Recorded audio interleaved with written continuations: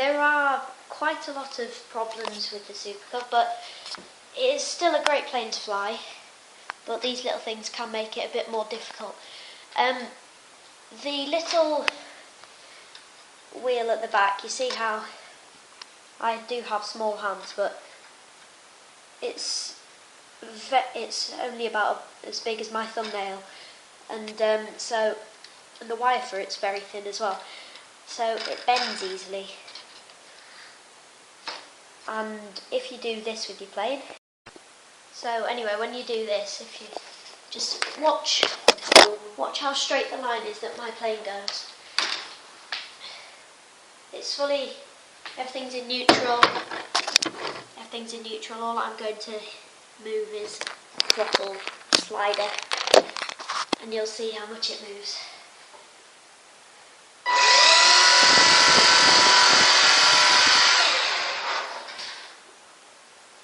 That shouldn't have gone that way at all, but because of the extremely flimsy back wheel, it's very easy to break. The only other thing is, because, as you can guess, in the UK, there are very few retailers of hobby zone products where I live, so finding new bits like a new propeller, it's a good job that came with one in the box, otherwise I would have never got a new one. Things like a new cowl, that'll take me ages to get. New landing gear, if I need a new tail wheel. So, for people in the US it might be very easy to get a new one, but not very much for me.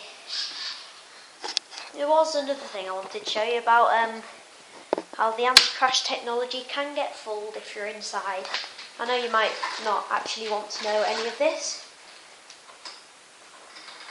but it's quite funny, and to see that it doesn't actually correct your plane when it's in a bad position. So, right. So if I push that way on the stick, no, I'm not in the right place for it. Let's try it here. No, wait there. I've found a place where it'll work.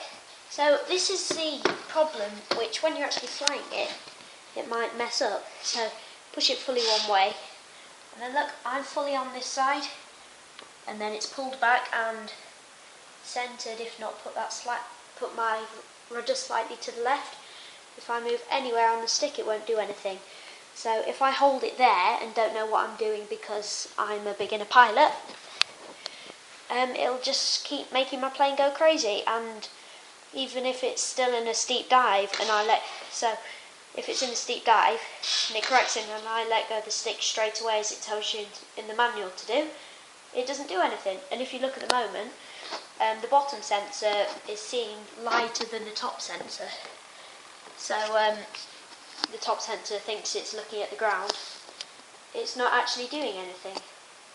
It's only when you push sideways on the stick when it actually does something. So the anti-crash technology actually isn't as good as it seems. But anyway, still a great plane. I actually crashed it into a wall when I was landing it. What happened was, I was just coming in like this. There was nothing at the right hand side of the plane, but I accidentally caught my wing on the wall here. It just like bounced off and then kept going. Crashed into a little cricket pitch flattener, and that was it. And all it did to the wing was, where is it? It must have been a bit closer in. Oh no. Here, it's actually just taken one chunk of the foam out. So it's still very durable and an extremely good plane. I would actually advise it to any beginner because it's my first plane, I'm a beginner, and it's helped me a lot. Here it is. At the moment, what I believe to be one of the best planes ever. So, yeah. And there is one other thing.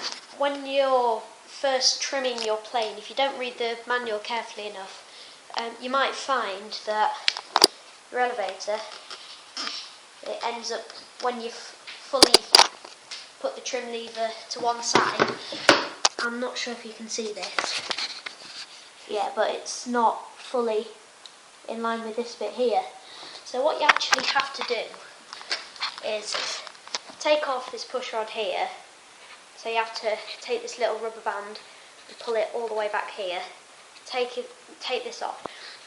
The end of the push rod actually screws. So you screw it shorter or longer, whichever way you need to do it. And then what you do is you retrim it until you see it better on this side, and then you retrim it until it's perfectly in line. One thing that is extremely annoying though is, I'll be very quiet, you might be able to hear this. This is with ACT off, you don't hear anything at all. And then we'll put the ACT on. No, don't do it. There you go. Can you hear that ticking away? There you go. Just keeps ticking and ticking and ticking, and it gets very irritating. And it'll just keep doing that for ages. One problem you might find if you buy one is that when you're actually installing your tailpiece, your rudder and your elevator, once you've screwed the screws in here, once you've screwed those in as tightly as you can, this might be loose. I did find a way around this.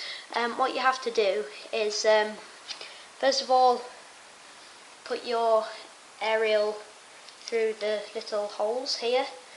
There's holes on the other side that it goes through.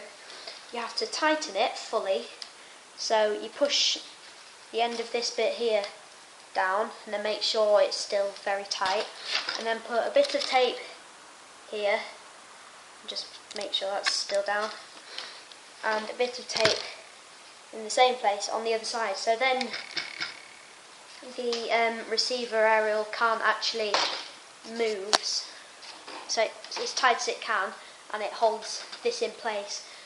Because before, when I had my Plano full throttle, this bit was wobbling like this while it was going along, and this was just wobbling loads.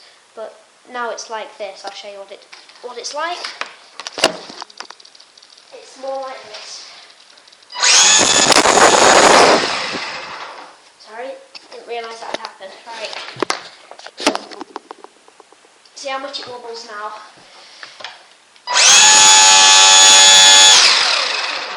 Not much at all.